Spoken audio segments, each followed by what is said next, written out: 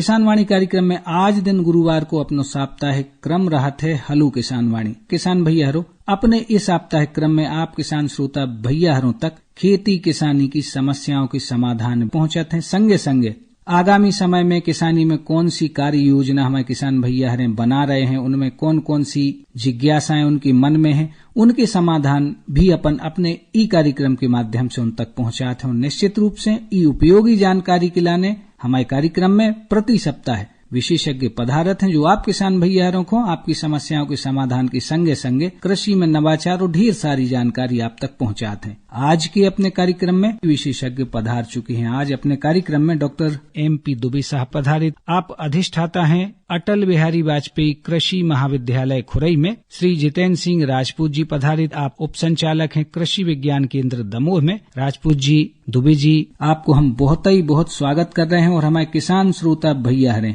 इस समय की अपनी किसानी से जुड़ी भई समस्याओं के समाधान संगे संगे आगे किसानी में कौन कौन सी कार्य भी कर सकते हैं, इन सब की जानकारी के लाने बिल्कुल तैयार बैठी हैं। तो कार्यक्रम की शुरुआत करते हैं हम अपने इन किसान श्रोता भैया से।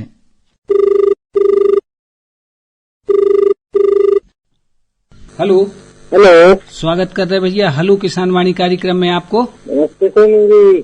नमस्कार भैया, अपना नाम बता दो। सत्यपाल लोधी बात कर रही हूँ।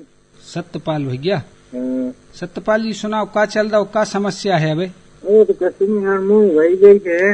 हाँ, वो 8 दिन हो गए, पानी भी दे रहा था। तो दवाई में कौन का डाल है हमारे केस तो क्या करें। चलो आपको जानकारी डॉक्टर साहब दे रहे हैं। भैया सत्यपाल जी, अभी से चिंताएं मत पालिए। आप अंदर जाइए, उसमें देखिए कोई कीट, कोई बीमारी के लक्षण पत्तियों पे तो नहीं है, कोई पौधा मुरझा तो नहीं रहा है। ये हमारे किसान भाइयों से आग्रह रहेगा मेरा, वैज्ञानिक होने के नाते। और अभी आपको मुंह में कुछ नहीं लेना है सत्यपाल जी, आप निश्चिंत रहिएगा। हाँ, अगर आपका बीज पुराना है, उस खेत में आपने मूंग बोई है और बहुत लोगों ने बोई होगी, अगर आपको पीतशरा रोग दिखे, पीली पत्ती होना शुरू हो 15 दिन से लेके 1 महीना के भीतर और बाद में भी, तो आप रस चूषक कीटनाशी का छिड़काव जरूर करें। इमिडाक्लोप्रिड या एसिटामिप्रिड या बहुत सारी ऐसी दवाइयां आ रही हैं जो इल्लीमार और रस चूषक कीटों का मिश्रण होता है। अभी बिल्कुल किसी प्रकार की दवाई ना टॉनिक किसी के झांसे में मत आइएगा। और एक ध्यान रखना, मूंग हो चाहे कोई भी फसल हो, आपके जो गांव के ग्रामीण कृषि विस्तार अधिकारी हैं, आपका विकास खंड बताइए।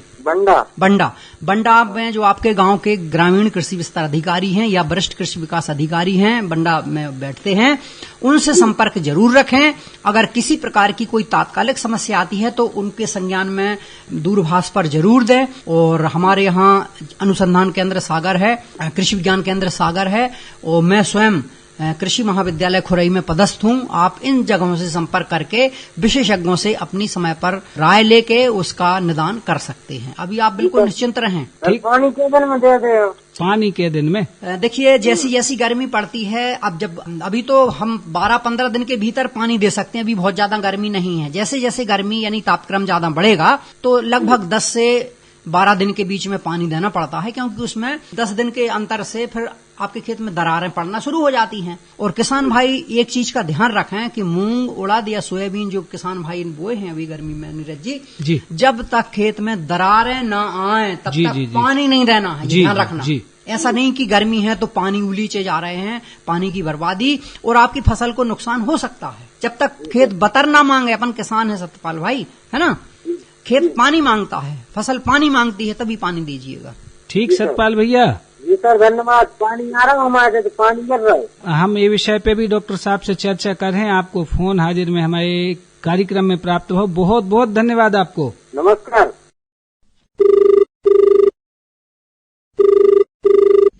हेलो जयराम जी भैया। जयराम जी भैया, और स्वागत कर रहे हैं हलो किसान वाणी कार्यक्रम में। हम तिवाखेड़ा से कमर सिंह राजपूत बोल रहे सर। बोलो कमर भैया, का समस्या है? आज बीज भंडार के बारे में जानकारी। बीज भंडारण की जानकारी चाहत कहाँ ने?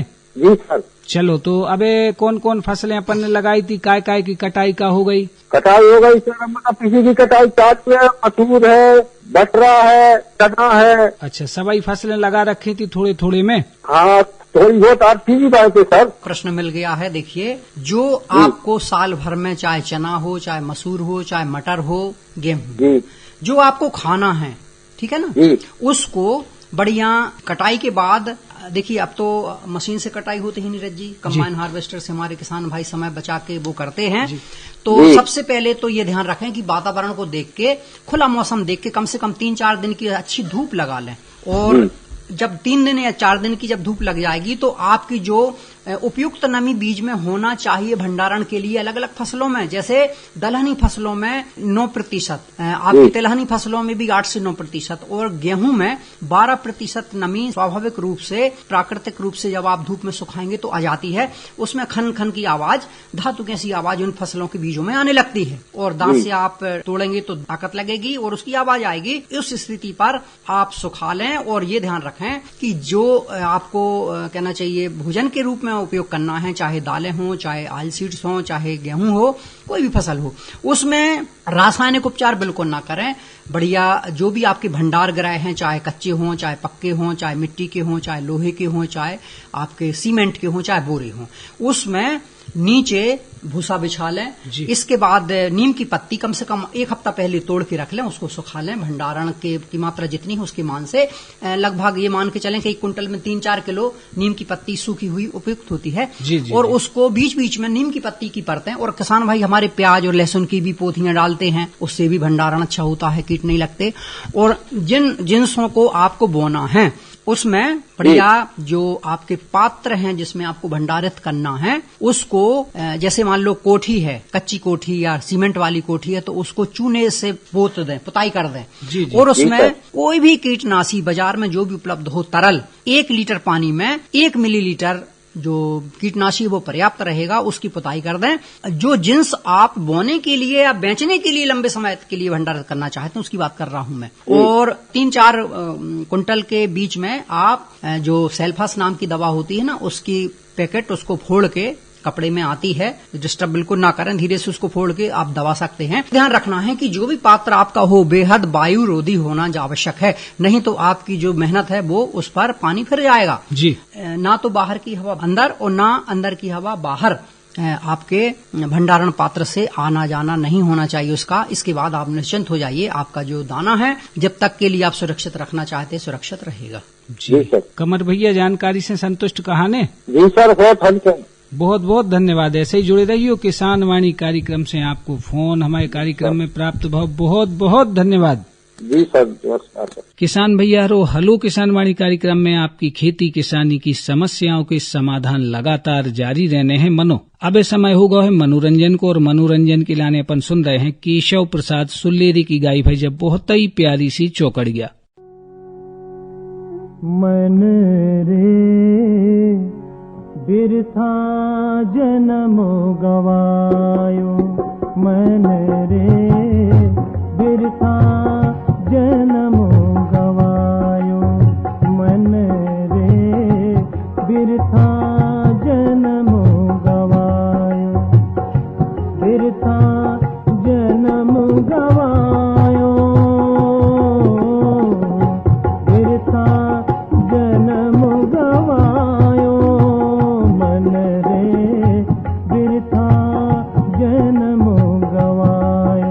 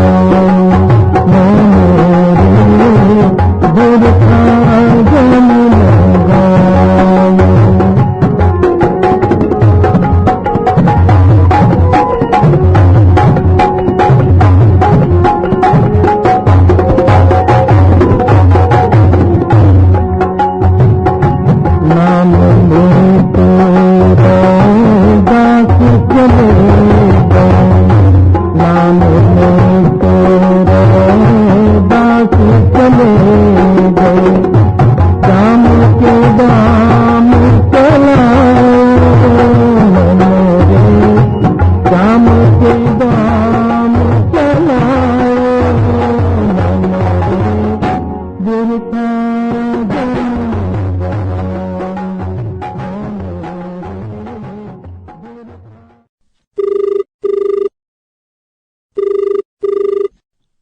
Hello Ram sir. जयराम जी भैया, आपको स्वागत कर रहे हैं अपने साप्ताहिक क्रम हलो किसान वाणी में। जी सर, हम ग्राम तुर्की, जिला सागर, मध्य प्रदेश से दीपेश पटेल बोल रहे हैं। दीपेश भैया, का समस्या है किसानी में इन दिनों? समस्या सर, अपन ने केर के पेड़ लगाए थे हाँ सर, उनमें बड़ा नहीं रहा, उनको विकास नहीं हो रहा। चलो, अपने स्टूडियो में डॉक्टर MP दुबे साहब पधारे हैं, आपको समाधान दे रहे हैं, सुनो ध्यान से। भैया ये नमस्कार, बता, नमस्कार। नमस्कार, ये केर के गटा कहाँ से लाए थे? जी सर, अपने देसी वाले। हाँ, गटा ही लगा था ना? हाँ बढ़ नहीं रहे हैं, कब लगाए थे आपने? सर, वो तो सर 2-3 साल की हो गए उसमें सर, और पौधे भी निकल आए। तना है केला का, वो ऊपर नहीं जा रहा है। निश्चित रूप से ये जो प्रजाति है, कोई भी अननोन प्रजाति है जिसको हम लोग नहीं जानते हैं, ये कहना चाहिए जंगली हो सकती है, लेकिन ऐसा होता नहीं है। मैंने ऐसे केसेस बहुत कम देखे हैं राजपूत जी कि केले का पौधा लगा है, उसमें सकर्स चलते हैं और उसका जो मुख्य तना है वो बाढ़ ना ले। जी, हो सकता है उसमें किसी प्रकार की बीमारी, अंदरूनी बीमारी जिसको हम भांप नहीं पा रहे हैं, या कोई कीट, या और कुछ हो सकता है उसके जातीय लक्षण हो। इस 3 कारणों में से कोई चौथा कारण नहीं हो सकता है। तो मेरे को लगता है कि हो सकता है उसमें ज्यादा बीमारी का या कीड़ों का प्रकोप हो सकता है, खासकर बीमारी का, और आपका हो सकता है कि कोई प्रजाति का ऐसा गुण हो। मेरे संज्ञान में तो नहीं आया है, चाहे देसी हो चाहे उन्नत केला हो, उसमें मुख्य तना तो बाढ़ लेता है, उसमें फूल आते हैं, उसमें केले लगते हैं। मैं चाहूंगा कि आपका विकास खंड बताइए। सुर्खी में कहा है जी। सुर्खी सागर के नजदीक है। मैं आपसे चाहूंगा सुर्खी में जो भी ग्रामीण कृषि विस्तार अधिकारी हैं उनके संज्ञान में लाएं और एक आवेदन पत्र उप संचालक कृषि सागर को लिखें, उनका निरीक्षण परीक्षण करवाएं। उम्मीद करता हूं कि उसमें हमारे जो टीम के साथ जो हमारे वैज्ञानिक होंगे वो निश्चित रूप से कुछ न कुछ उसमें देख पाएंगे और आपको सही निदान करके तो ये उचित होगा। दीपेश भैया, डॉक्टर साहब ने आपको बहुत उपयोगी जानकारी दे दी, वैसे ही कार्य करने का हो। जी सर। दीपेश भैया, बहुत बहुत धन्यवाद। हेलो हेलो, स्वागत कर रहे हैं अपने साप्ताहिक क्रम हलो किसान वाणी में आपको। सर जयराम। जयराम जी भैया, अपनो नाम बताए दो। हम चितौरा से। नाम फिर से बताइए एक बार। चरण भैया चितौरा से। हाँ, तो चरण भैया सुनाओ, का समस्या है? हम जहाँ समस्या जैसे आगे की फसलें है, ये जानकारी है। आगे की फसलों में यानी जायद में का लेवो चाहत कहाने, अपन अब फसल कटाई हो गई है, खेत खाली पड़े हुए हैं। हाँ हाँ। चलो, तो आगामी बोनी की सलाह है आप लेवो चाहत हो अपने स्टूडियो में। ये विषय पे बहुत उपयोगी सी जानकारी जितेंद्र सिंह राजपूत जी आपको दे रहे हैं, सुनो ध्यान से। जी सर। देखिए भैया, जैसा आप आगे की फसलों के बारे में जानना चाह रहे हैं और लेना चाह रहे हैं, तो अभी जो है इस समय पे आप उड़द और मूंग है ना, ये ले सकते हैं। और कुछ स्थानों पे जो है अच्छी वैरायटी अगर सोयाबीन की मिल जाती है तो वहां पर भी आप ले सकते हैं। इसके लिए यदि आपके खेत में पानी पर्याप्त है उस स्थिति में, तो सबसे पहले आपको ये ध्यान रखने की आवश्यकता है कि जब भी आप उड़द और सोयाबीन बोए या फिर मूंग बोए, तो उसमें अपनी वैरायटी उसका विशेष ध्यान रखें, क्योंकि अगर आप अच्छी किस्म नहीं बोएंगे तो निश्चित तौर पे जो है आपकी उपज है वो सही नहीं होगी। और इस समय पे जो है आपको सिंचाई अधिक मात्रा में करनी होती है, लगभग प्रति सप्ताह सिंचाई की आवश्यकता पड़ती है, तो आपके पास में सिंचाई के साधन भी पर्याप्त होने चाहिए। अगर जैसे हम उड़द के केस में बात करें तो कुछ वैरायटीज हैं, जैसे कि T9 है, TAU 1, 2, TPU 4, पंत उड़द 30, पंत उड़द 35, जवाहर उड़द 86, पंत उड़द जो 19, जवाहर उड़द 2 और आप IPU 94-1, ये वैरायटीज हैं, आप इनका उपयोग कर सकते हैं उड़द के केस में। और इसी तरह यदि आप मूंग में जाना चाहते हैं तो मूंग के लिए कुछ अनुशंसित वैरायटीज हैं जो कि हम लगा सकते हैं। इसमें हम 16, हम 12, PDM 139, जवाहर मूंग ML 131, IP M 99 125, इस तरह की जो वैरायटी है आप ले सकते हैं। और उड़द में आप अभी जो रिसेंट चल रही है वो प्रताप उड़द है 1, वो भी आप ले सकते हैं। और इसकी जो आपको तैयारी करना है, आगे की फसल लेना तो चाह रहे हैं, लेकिन अभी चूंकि खेत खाली है तो अपने यहाँ से मिट्टी का नमूना कलेक्ट कर लीजिए खेतों से, और जो है वो ग्रामीण कृषि विस्तार अधिकारी के माध्यम से अपने जो प्रयोगशालाएं हैं वहां पर भिजवा दीजिए, ताकि आपको समय पर सॉइल हेल्थ कार्ड प्राप्त हो पाए।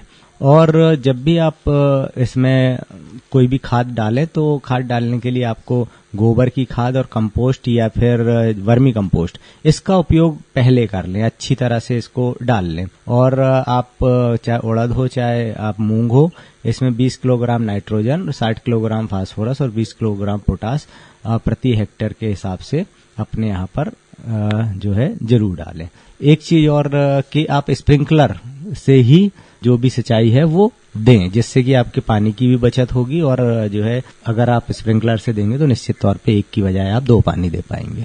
ठीक है चरण भैया, ठीक है बहुत बहुत धन्यवाद। ऐसे जुड़े रहिए आकाशवाणी से। जी सर। कार्यक्रम हेलो किसान वाणी में आप किसान श्रोता भैया हरों की खेती किसानी की समस्याओं की समाधान और जानकारी को क्रम लगातार जारी रहने हैं। एक बार फिर कार्यक्रम में समय होगा है मनोरंजन को, और मनोरंजन के लाने अपन सुनत हैं बहुत ही प्यारो सो पर्यावरण लोकगीत चंद्रभूषण पाठक और संगी साथियों को गाँव भाव।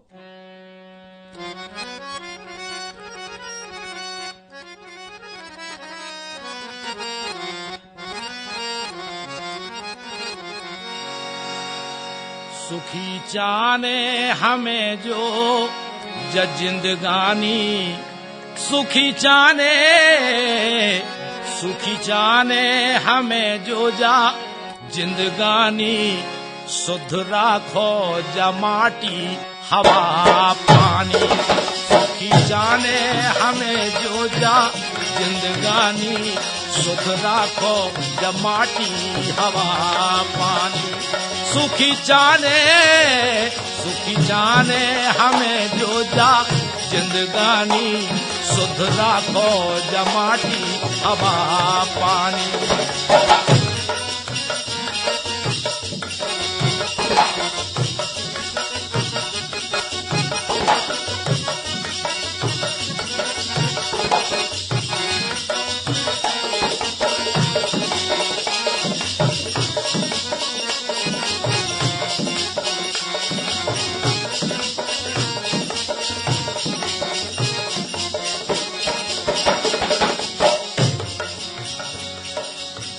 बिरछन को करने आदर, बिरछन को करने आदर, एक वृक्ष 100 पुत्र बराबर, एक वृक्ष 100 पुत्र बराबर। ऐसो कामे सबई ज्ञानी ध्यानी, ऐसो कामे सबई ज्ञानी ध्यानी, शुद्ध राखो माटी हवा पानी। शुद्ध राखो माटी हवा पानी। सुखी जाने हमें जो जिंदगानी।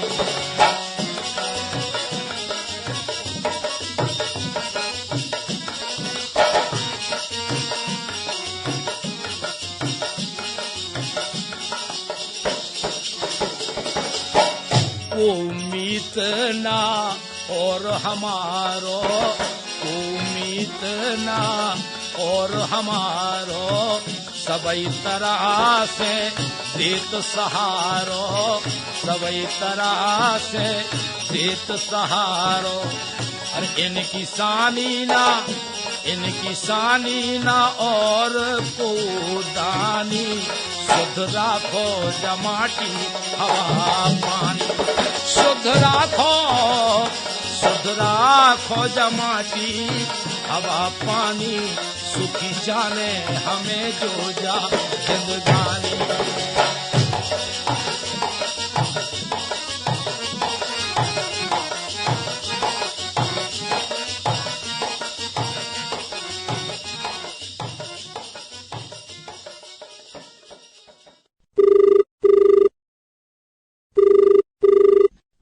हेलो और जयराम जी साहब। जयराम जी भैया, स्वागत कर रहे हैं आपको अपने साप्ताहिक क्रम हलो किसानवाणी में। हाँ सर, हम विजय उपाध्याय, ग्राम सतपाड़ा, तहसील पथरिया, जिला दमोह से बोले सर। विजय भैया, सतपाड़ा दमोह से जी सर। उगरा ये लगे को सर, हमें वो बताओ सर उपाय। चलो, तो अबे का बाई है अपन ने? अबे हाल तो सर गेहूं बाय है। अच्छा, तो आगामी फसलों में उगरा नेर लगे कि लाने का कदम उठा सकत हो, आपका कर सकत हो? सर पिलाऊ के साल में करा सकती। बहुत बढ़िया, उपयोगी सी जानकारी आप तक पहुंच रही है। चाहत हो कि उगरा ना लगे कि लाने पहल से जी कौन से कार्य कर सकत है? देखिए, बहुत अच्छा प्रश्न किया है आपने और बहुत सही समय पर किया है, क्योंकि ये है उगरा जिसको आप बोल रहे हैं, विल्ट बोलते हैं, उकटा बोलते हैं।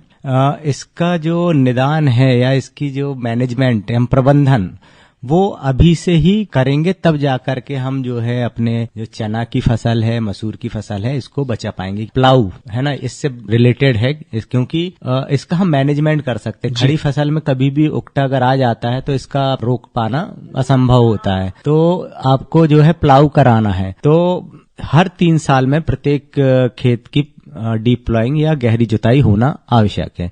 यदि आप गहरी जुताई नहीं कर पाएंगे तो निश्चित तौर पे जो हमारा मैनेजमेंट है वो नहीं हो पाएगा, क्योंकि गहरी जुताई करने से नीचे की मिट्टी ऊपर और ऊपर की मिट्टी नीचे चली जाती है, जिससे जो आपके जितने भी पैथोजन या रोग के कारक होते हैं वो ऊपर आ जाते हैं और भरी गर्मी में वो नष्ट हो जाते हैं। इसी तरह से जो खरपतवार है वो भी ऊपर आ जाते हैं और कीटों के जो प्यूपा है जमीन में पड़े होते हैं वो भी ऊपर आ जाते हैं। तो निश्चित तौर पे जो है गहरी जुताई के बहुत सारे लाभ हैं।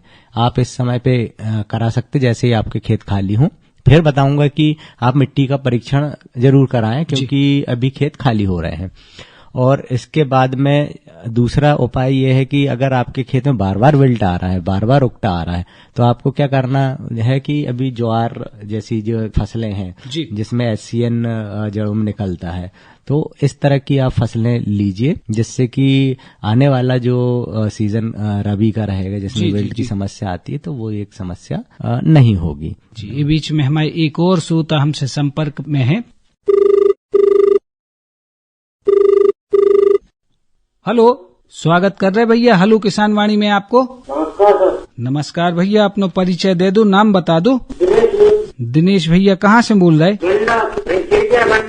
अच्छा, दिनेश भैया, क्या समस्या है? अबे मृदा परीक्षण करवाना है ना, माटी की जांच कराओ चाहत हो। बढ़िया प्रश्न आपने पूछो है और आपको उपयोगी सी जानकारी अपने स्टूडियो में पधारे श्री जितेंद्र सिंह राजपूत जी दे रहे हैं। सुनो ध्यान से।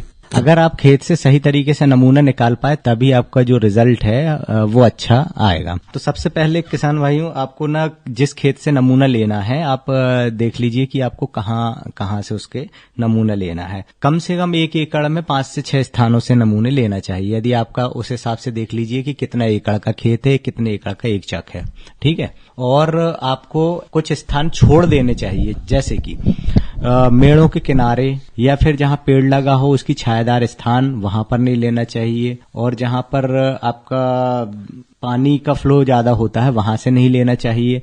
और साथ ही जहाँ कचरा डला हो वहां से भी नहीं लेना चाहिए। और जहां पर पूर्व में या रिसेंटली गोबर वगैरह गाय ने की हो या फिर वहां खाद वगैरह पड़ी हो वहां से नहीं लेना चाहिए। बाकी आपको जो है जिगजैग पैटर्न अर्थात रैंडमली कहीं से भी आप जो है आड़े तिरछे चलते हुए आप देख लीजिए कि एक ही खेत में कई बार हमें ना अलग अलग तरीके की मिट्टी समझ में आती है, तो वो भी एक तरीका हो सकता है। एक जगह से यहाँ से ले लिया एक जगह, नमूना ऐसे लेने हैं कि पूरे खेत को प्रतिनिधित्व हो जाए, है ना।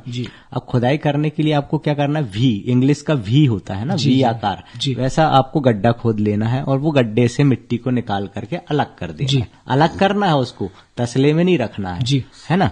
और फिर जब वो गड्ढा हो जाएगा तो वो कम से कम 9 इंच के आसपास का आपको गड्ढा खोदना है। ऊपर से नीचे तक की परत 1 इंच की, ऊपर से नीचे तक 1 इंच लाते हुए आपको निकालना है और उसको तसले में इकट्ठा करना है। जी। और कोशिश कीजिए कि ये जो काम है आप लकड़ी से ही करें या लकड़ी के बने हुए औजार से करें, क्योंकि यदि आप लोहे से करेंगे तो निश्चित तौर पे हमारी मिट्टी में लोहा पाया जाता है। तांबे के औजारों से करेंगे तो तांबा भी पाया जाता है, तो इससे आपका जो रिजल्ट है वो सही आने की संभावना कम हो जाती है। ऐसे करके आपको सभी स्थानों से मिट्टी के नमूने इकट्ठे कर लेना। जब आप थोड़ी थोड़ी मिट्टी के नमूने इकट्ठे करेंगे तो निश्चित तौर पे आपके पास में जो मिट्टी है वो 4 किलो और 5 किलो के आसपास तक हो जाएगी, कहो ज्यादा भी हो जाए।